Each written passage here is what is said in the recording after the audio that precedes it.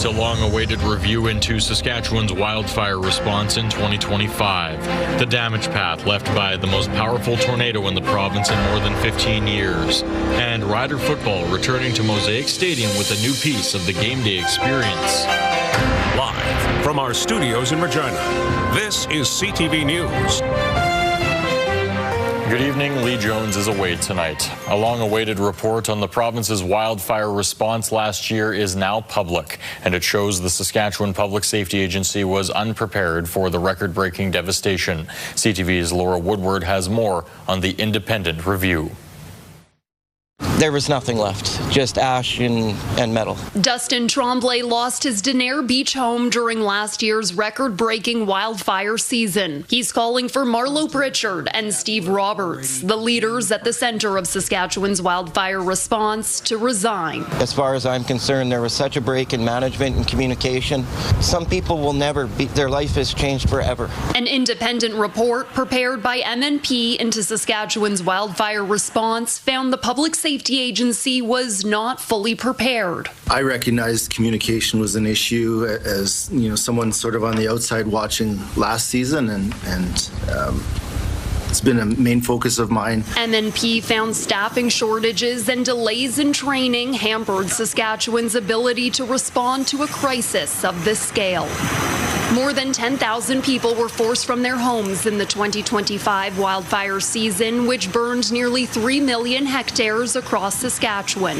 The review identified problems with emergency coordination and confusion around evacuations, noting the province was still using paper registration for evacuees. Pritchard says the evacuee registration process has already been upgraded. We're going to continue to enhance it. We would love to get to, using technology and e-transfers and stuff like that. So we're still working towards some obvious goals. The timing of the report's release was under scrutiny.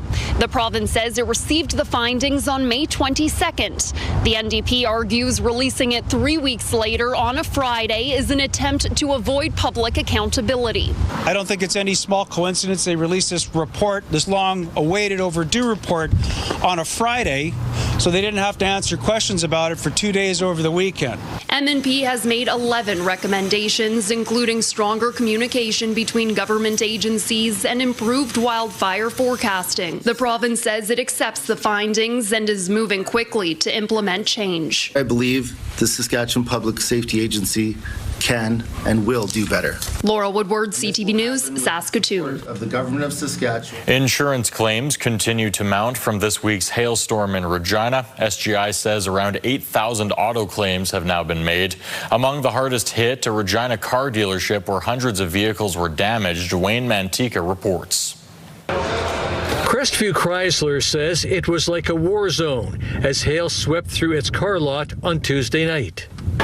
We have about 120 used vehicles on the lot and approximately 230 new vehicles on the lot. 100% of the vehicles are damaged. The dealership is bringing in a special team to repair damages to its vehicles and those of its customers.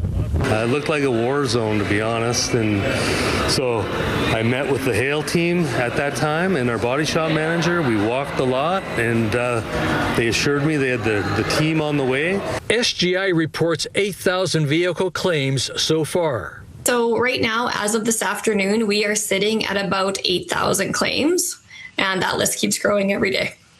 It's not just vehicles that were damaged by hail. Glass is strewn about the conservatory of Government House, where dozens of panes were smashed. The extent of damage is unknown at this time. We are working through assessing the damage. Government House programming will continue as scheduled. We're open for business. School groups are still coming in. We're just not obviously letting anybody in the conservatory.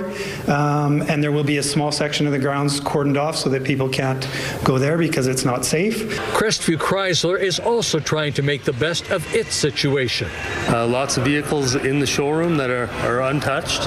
And but for the vehicles that are on the lot, there's going to be massive discounts coming. Body shops will be working extra hours, but with thousands of vehicles in the queue, it could be weeks before all the hail damage is repaired. Wayne Mantika, CTV News, Regina. We're now learning Saskatchewan's strongest tornado in more than 15 years touched down near the U.S. border, traveling approximately 32 kilometers, blazing a trail of destruction through the southeast. A significant tornado in the Oxbow-Alameda area on Tuesday is now a confirmed EF3. That makes it the strongest in Saskatchewan since 2010 and the strongest in Canada since 2023. The rating confirmation coming after a Northern Tornadoes Project survey team released their findings on the tornado's path and images of the destruction left in its wake. The tornado is believed to have touched down in the North Portal area just before 7 p.m. Tuesday. From there, it tracked northeast, crossing Highway 9 just before the point where it caused the most damage. It continued on towards Oxbow, the damaged track ending near Bow Valley Park, when the tornado roped out and it dissipated after being on the ground for approximately 32 kilometers. The research team said there was evidence of damage along the U.S. border, but could not investigate further into North Dakota, and the start time is based on radar estimations. The hardest hit area, a farmyard just off Highway 9, where a home was destroyed, along with an outbuilding being totally swept away and 2 vehicles tossed and rolled. No one was hurt, but a family pet was killed in the storm. It also caused major damage to an oil field site in the area where 2 pump jacks were blown over. The estimated wind speed topped out at 245 kilometers per hour and had a maximum width of 560 meters. Further investigation on exactly where and when the tornado hit the ground is pending, including a review of satellite imagery. As researchers put together the pieces of how powerful this tornado was, local communities have launched several fundraising campaigns to help the family whose home was destroyed. You can find more on ctvnews.ca/Regina.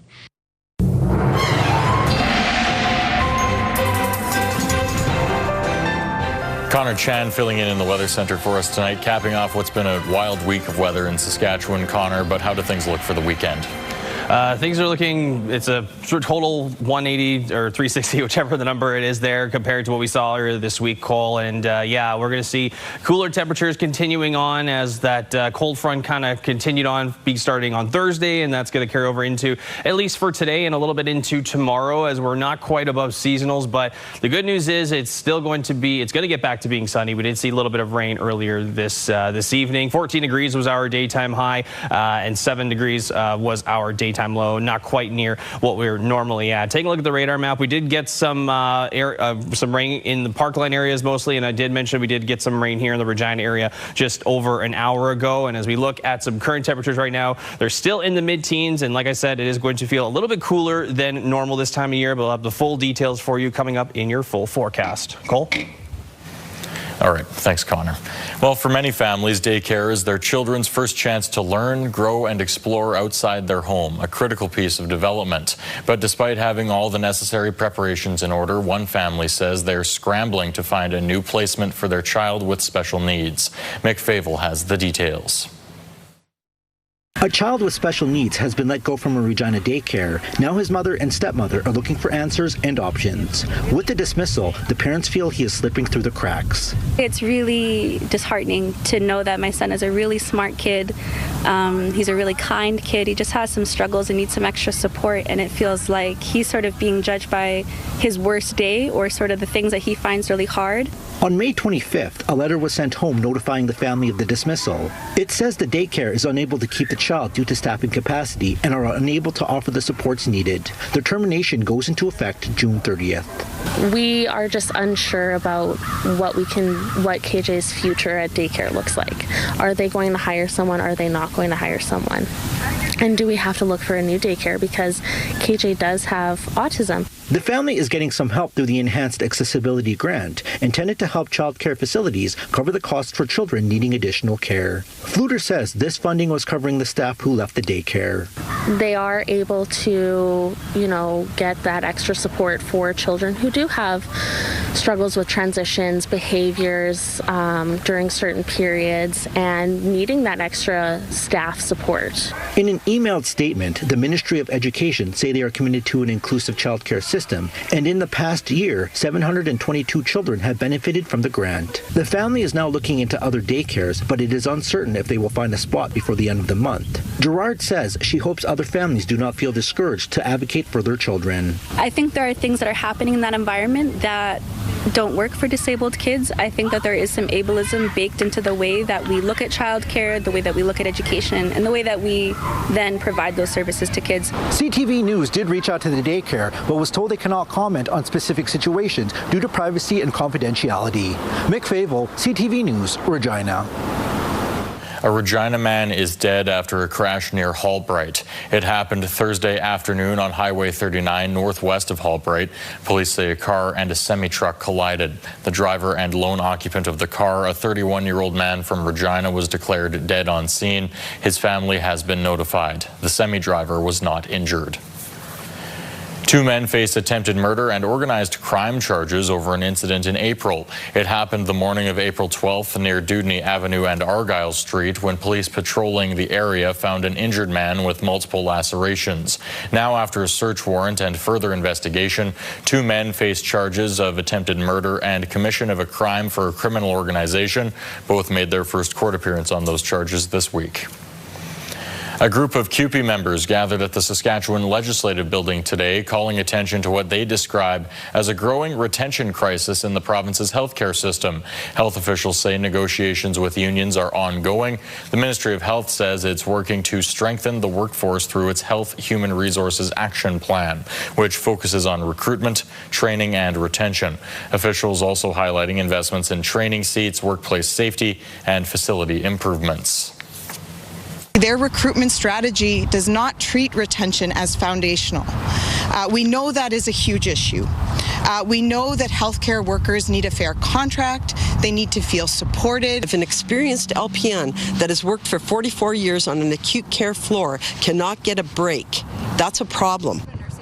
The issue of retaining healthcare workers remains a key concern as both sides continue discussions. Well, the wait is nearly over with less than 24 hours until the Riders open their season. The pregame festivities will be alive and well, especially as tailgating makes its debut outside Mosaic Stadium. Jacob Carr dives into the hype not only around the opener, but the fan experience. This lot in front of Mosaic Stadium may be empty now, but in less than 24 hours it will be filled with tailgating fans for the first time since being built nearly a decade ago. And the team's signal caller is excited for Riderville to get a pregame experience that he knows all too well. I grew up Central Ohio kid rooting for the Ohio State Buckeyes, and my family would get up at 4 in the morning and we would drive a camper down to Columbus. Harris says as a child, when he saw the Buckeyes team bus come in, he would think that it would be cool to be the one playing in front of thousands of fans. When you see tailgaters tomorrow and people excited about the games and the hoopla going into the game and the excitement building around the team, the fact that I get to go out there and be a part of this is something that I never take for granted. The tailgating parameters involve purchasing a season pass to book one of a couple hundred spots, with each pass securing 2 side-by-side parking stalls, one for a vehicle, the other for the tailgate setup. About 200 tailgate spots that are directly south of the Brandt Center, and so fans can park there. They have a spot to park vehicles, and then a spot set up for tailgate gear. So whether that's picnic tables or lawn chairs or barbecues or smokers, and they can bring their own food. And according to Harris, giving the fan base that bleeds green one more tailored game day experience is something those in Rider Nation deserve. When you go anywhere, typically, guys are, fans are, hey, can you sign this real quick? Can we take a picture? Can you do that? It's just Rider football, man. That's what people here love. Tailgating will be open to Rider Priders 5 hours before kickoff on game days. Jacob Carr, CTV News, Regina. Regina is gearing up for Pride as crews and volunteers prepare for tomorrow's parade and celebration. Participants spent the day setting up, decorating floats, and more for one of the city's largest annual events. Community groups and local businesses are expected to take part. Highlighting this year's theme of inclusion and visibility, thousands are anticipated to attend, with road closures and festivities running throughout the day. We are doing this because we really want to be present in the community and show one of our main core values is inclusivity. So we want to make sure that we're really showing up and being there and being present for everybody. 1, 2. The Pride Parade begins tomorrow at noon, bringing a colorful celebration of community to the heart of Regina. Well, 70 years is a long time for just about anything to last, especially a marriage. Damien Smith takes us to a special celebration of 70 years for a Regina couple.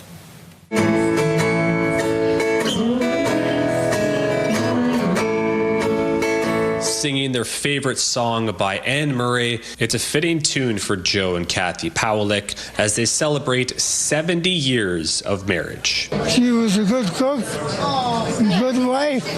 The couple married in 1956. Joe was 22 and Kathy was 19. Before moving to the Renaissance in 2022, they lived in the Kelleher area. Wayne Bernikevich has known the Pawliks his entire life. This is truly an incredible event when you think about it, that anyone could be living 70 years is a bit of an accomplishment, let alone being married for 70 years. Until they moved into the city, the couple farmed near Kelleher. We had livestock crops and large gardens, so we had to help out with the animals and, working in the gardens. Their marriage has created a 4-generation family with 8 grandkids and 5 great-grandchildren. I spent a lot of time there as a kid, chasing the cats, playing with my cousins, my sister, and we grew up as a family, and so it was an opportunity for us to learn the ways of the farm. According to Renaissance Regina, this is the longest-lasting tenant marriage that they've seen, at least within the past 10 years. Very proud and happy for them, and it's nice to see that they've made it to this point. It's a big milestone. I just got married this past September myself, and so 69 and a half years to go is a long way off. And as for what advice he has to give to newlywed couples like his grandson, life isn't roses all the time. It's ups and downs, and sometimes you got to give and sometimes you got to take. Damian Smith, CTV News, Regina.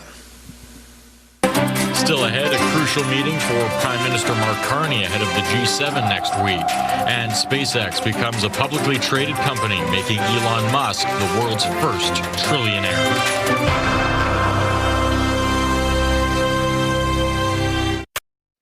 Prime Minister Mark Carney is overseas again, meeting with French President Emmanuel Macron ahead of the G7 this week. CTV's Michael Couture is traveling with the Prime Minister in Paris. Prime Minister Mark Carney and President Emmanuel Macron were looking for areas of agreement ahead of the G7 summit in France. As Carney moves Canada closer to the European Union, the two leaders agreed to more collaboration on artificial intelligence and safe social media. I would like to commend you, President Macron, for the decisive action that you are taking to protect children online. And the two leaders agreed to do more on intelligence sharing.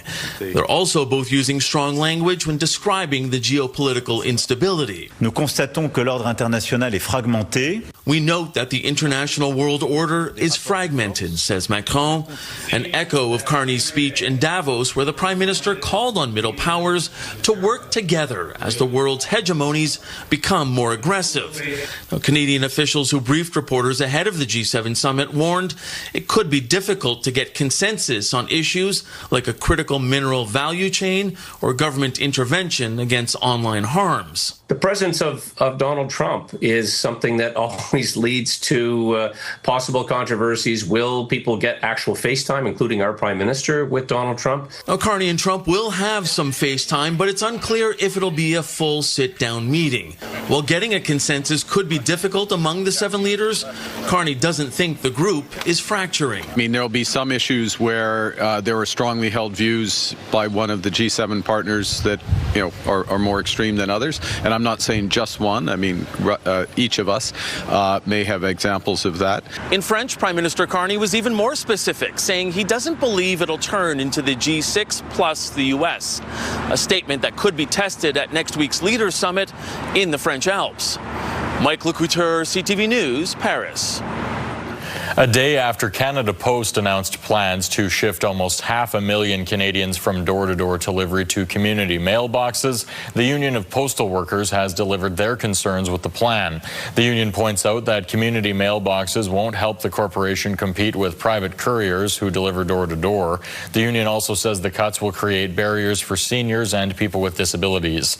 No Saskatchewan communities are on this list, but the change will impact 37 communities elsewhere in the country and is expected to happen in 2027. SpaceX shares hit the NASDAQ today and an IPO, making its CEO, Elon Musk, the world's first trillionaire.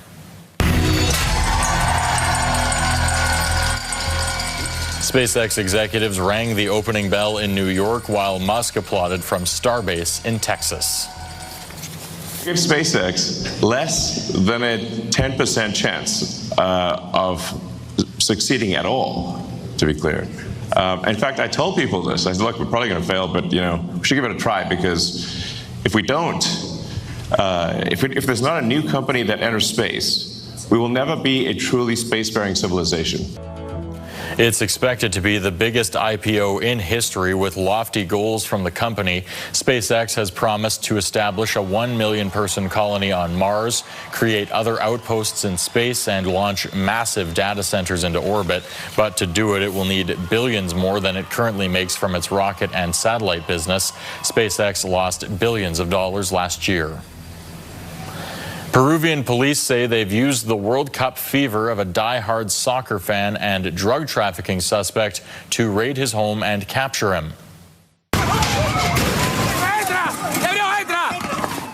You can see police dressed up as World Cup mascots, specifically Maple the Moose and Clutch the Eagle, to bash down the suspect's front door. Police claim the costumes would not look suspicious as they approached the suspect's home. The accused trafficker was caught and detained. Coming up after your forecast, Saskatchewan soccer fans celebrate the start of the World Cup.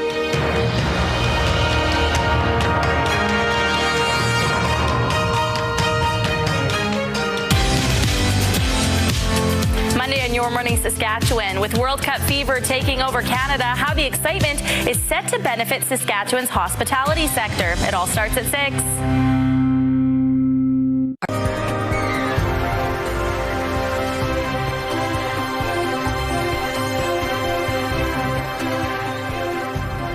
All right, welcome back. Time to take a look at your full forecast. Looking ahead to the weekend here. We did see some rain earlier within the last hour or so, but now as you can see, things have kind of calmed down. It looks just mostly just overcast right now, but still pretty cool out there as we're in those mid-teen temperatures. Actually, we dropped a little bit, actually.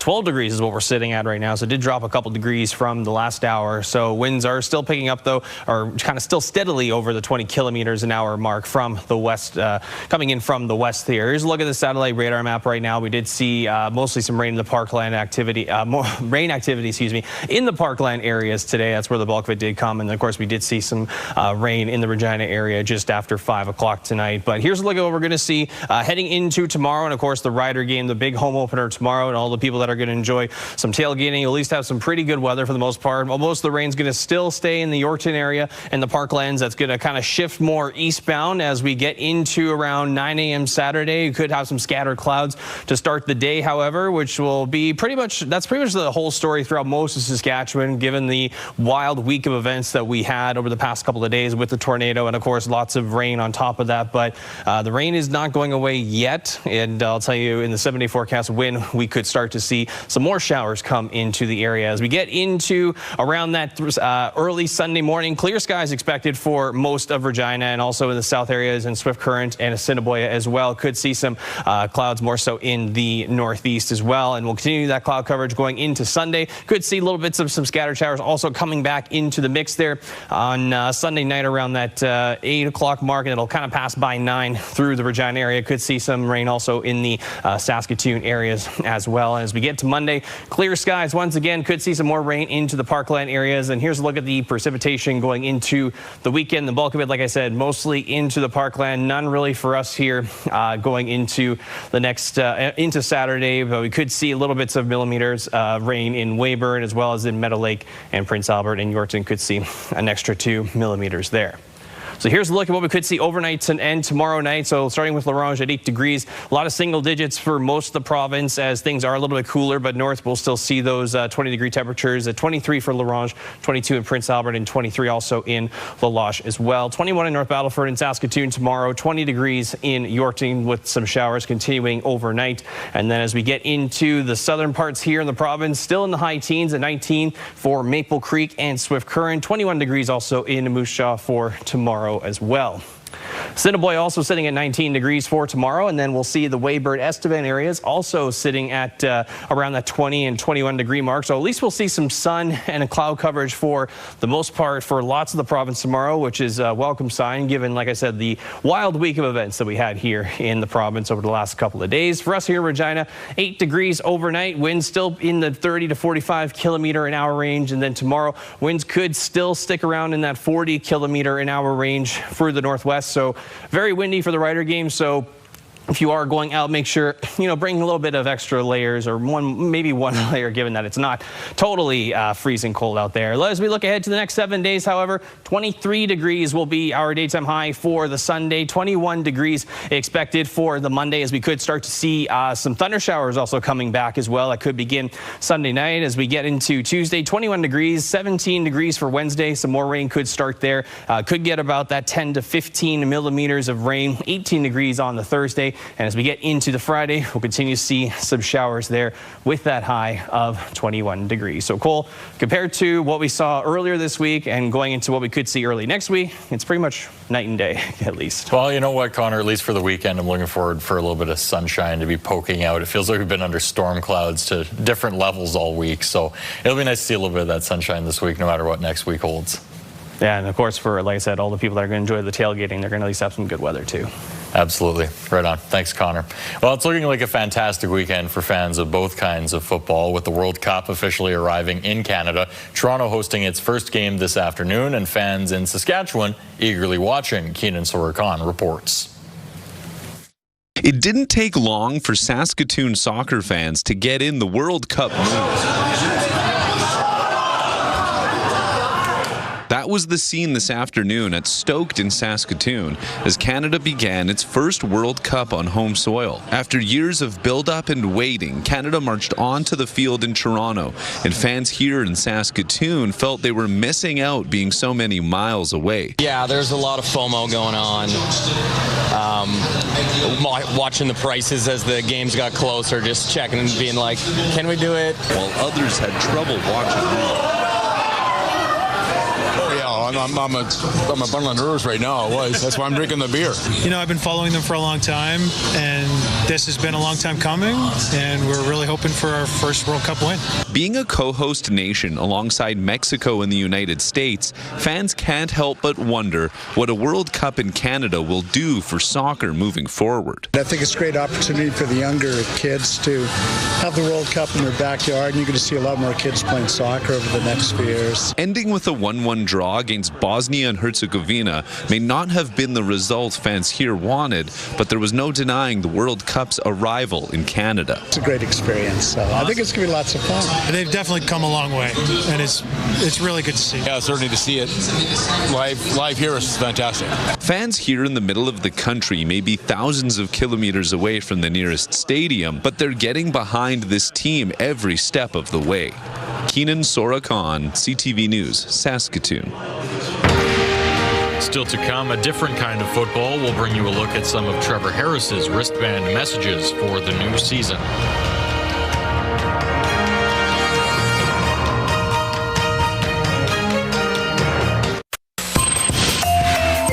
Here's what's happening in your community. Briarcrest's 12th annual Heritage Day is happening on June 13th at 10 a.m. at the Briarcrest and District Museum. For more information, call 306-630-4092. And the Queen City Pride Parade will be happening on June 13th, starting at 12 p.m. It starts at 23rd Avenue and ends at Lakeshore Drive. For all the details, head to queencitypride.ca/events/Queen City Pride Parade. Submit your event to our community by visiting our website, ctvregina.ca, and click Community Calendar or scan the QR code on your screen.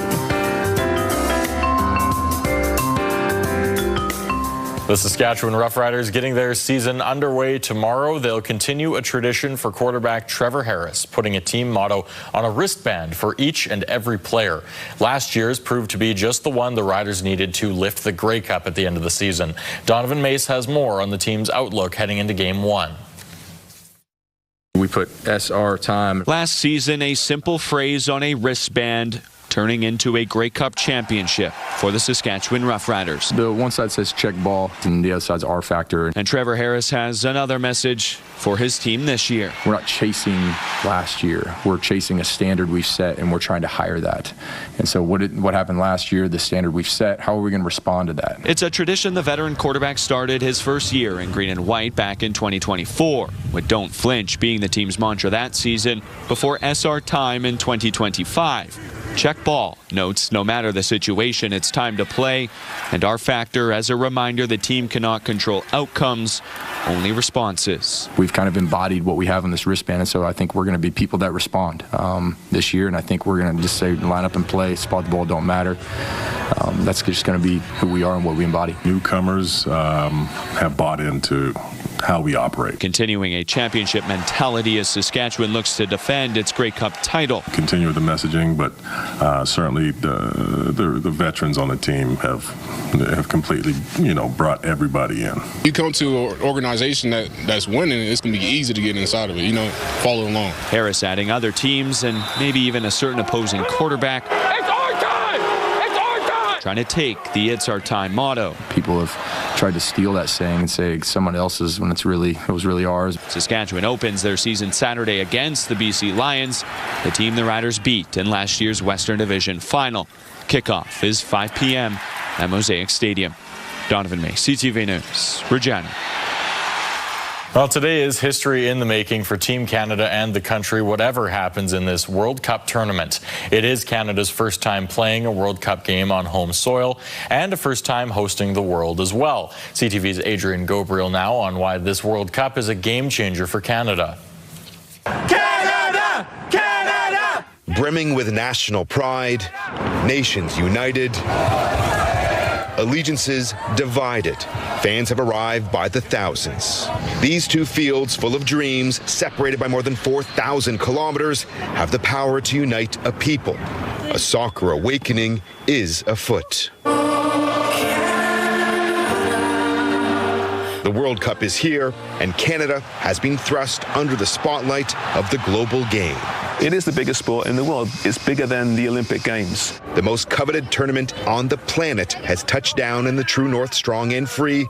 The significance is seismic. To be present and to be in the moment. Canadian Soccer Hall of Fame inductee Amy Walsh appeared in 2 Women's World Cups. She believes this is an opportunity for the entire country to put its best foot forward. To show that Canada is diverse, not only in its people, and that it's unique and we're friendly and we're welcoming, but we're also tough and we're hard to play against. Soccer is simply the most popular sport on the planet. The world is tuning in. Toronto's expecting at least 300,000 visitors to arrive from outside the city. More than 350,000 are expected to travel to Vancouver. So many people visiting, traveling, and watching on the TV sets. They're going to see a brand new country that they just haven't seen before. A tournament of this magnitude is already daring the country's youth to reach for the sky. I'm Canada as well, so then that means the kids know that when we get on, we can do the exact same. You've given your life to soccer. You played for Canada on 102 occasions. Results aside, what do you hope the takeaway is from this World Cup for Canada? It's really about who we are and what our identity is as Canadians, and how that's tied to sport is the trickle-down effect from it. So what it means for the next generations, that somebody else aspires to do that one day. The beautiful game has landed. Canada has opened its door once again to the world. Soccer fans here and footy fanatics around the world have now set their sights on this tournament, including the 13 matches that will grace the pitch right here on Canadian soil. The hope is that the legacy will last a lifetime. Adrian Gabriel, CTV News, Toronto. Played through towards Kyle Lauren! It's Kyle Lauren with the goal! He's only just come into the game, and now Kyle Lauren writes a new story in Canada's sporting history with the country's first World Cup goal on home soil.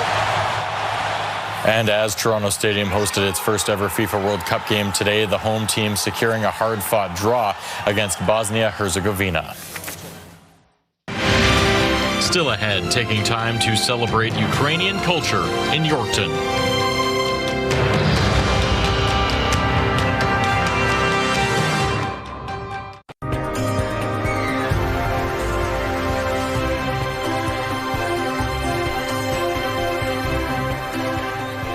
All right, welcome back. Time to take a look at your rural forecast, and it's kind of similar to what we're going to see throughout most of the province in those low 20s. And after a couple days of cooler temperatures, looking right now at some areas, Watrous, Melfort, and Spiritwood sitting at 21 degrees. Hudson Bay also sitting at 21 degrees. Kindersley, the same thing, and as well as in Lloydminster. Meadow Lake a little bit warmer though at 22 degrees as we shift down a little bit further south. Maple Creek at 19, as some areas in the south are going to be just shy of that 20-degree mark. East End Cypress at 17. Rockland at 18, as well as Lumsden, Assiniboia, and Pilot Butte, just to name a few, also sitting at 19 degrees. Let's take a look right now at Clevington, where internet speeds are up to 1 gig are available through SaskTel. 18 degrees tomorrow with the daytime high. Winds picking up at just shy of, could get up to 45 kilometers an hour. So a little bit more sunshine as they follow that kind of same storyline throughout the province, where it has been a bit of a cooler, cloudier day, where tomorrow, as we get into the weekend, things are going to look better, at least with the sun coming up. But in terms of temperatures in that area, it is still going to be just below seasonals.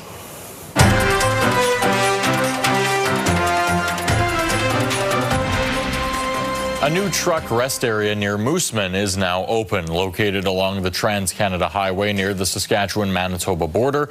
The province hopes it will leave a safe, convenient location for commercial truckers to inspect their vehicles, check their loads, and take a break. It includes two 24-hour year-round washrooms with running water, garbage, and recycling bins, as well as lighting and space for both truck and other vehicle parking.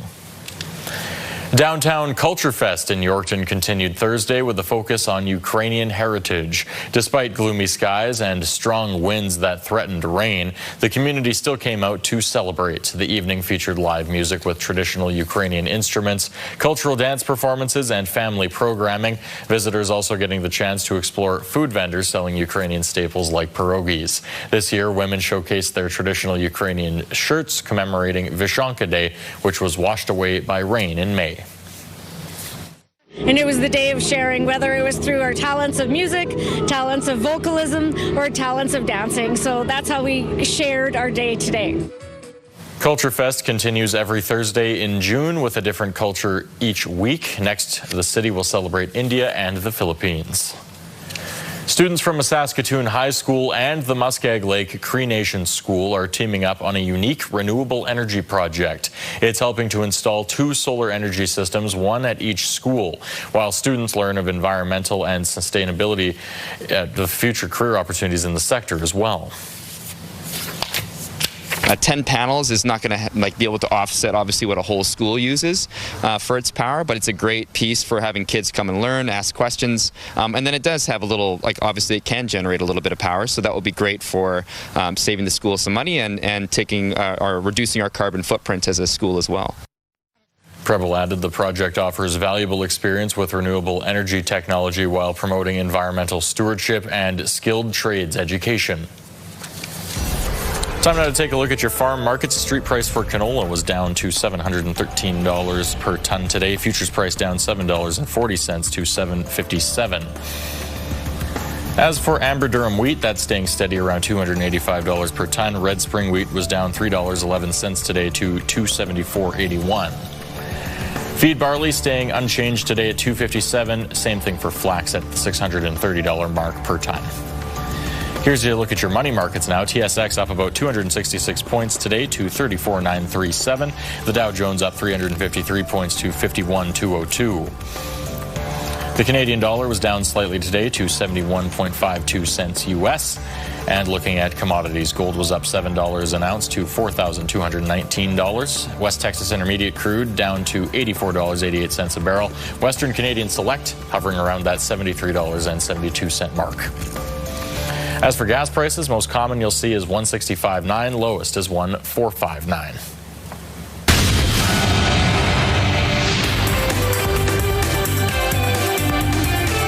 SpaceX shares started trading today on the NASDAQ and immediately shot up. The initial public offering price was $135 U.S., but these shares have been in high demand, and the price shot up over 30% at one point. The company has raised $75 billion, which is a new record for an IPO. SpaceX builds rockets, satellites, and also has an AI division. Elon Musk controls more than 80% of the firm. A U.S. appeals court has ruled Washington can keep collecting a 10% tariff on the world, at least for now. They were imposed by the U.S. president in February after Liberation Day duties were deemed illegal by the U.S. Supreme Court that same month. Roots reported a $10 million loss in its latest quarter. The Canadian clothing retailer says it paid $1.8 million in costs to transition to a new distribution partner. Sales were actually up for Roots. Those are your business headlines. I'm Marilla Fernandez.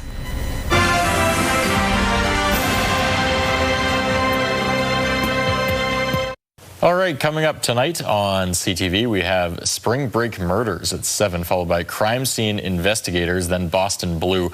Very crime and law enforcement heavy tonight, Connor, and The Big Bang Theory at 10 o'clock, followed by E-Talk at 10:30, and then you'll return for us an hour later at 11:30. Yeah, 2 straight hours of crime shows, or 3 straight hours. So hey, you know what?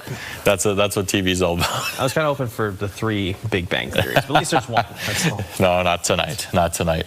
Well, a lucky winner in Momar is taking home nearly $555,000 in VLT winnings. Yes, it seems like lots of winners are from Saskatchewan winning VLTs. The Vault Breaker jackpot was handed out at the Momar Hotel Bar and Grill, won by Henry Stoppler, and he says he's going to share it with the family, buy a new truck, invest, and make a few donations. Now, that's a very loose term, make a few donations. It could be to charity, but who knows where it could also go to.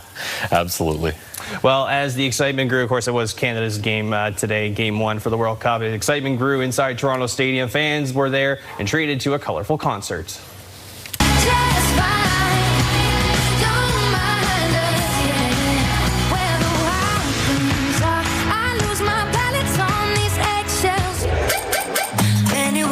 Take the spot.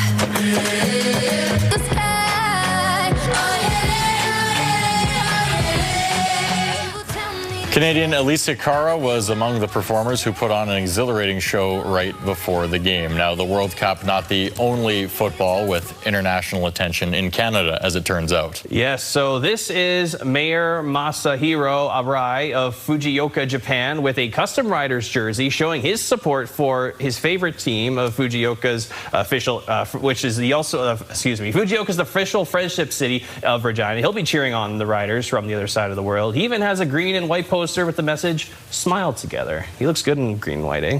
Absolutely. And you know what? Probably not a lot of BC Lions fans in Japan. So there's another one. Riders taking it all the way. What do you think for the game? Well, I'll stay loyal and say Riders. Right on. Score, but right on. It's exciting. Finally kickoff. It's been a long wait, long off season. Big banner reveal. Have a good night. Have a great weekend. Take care.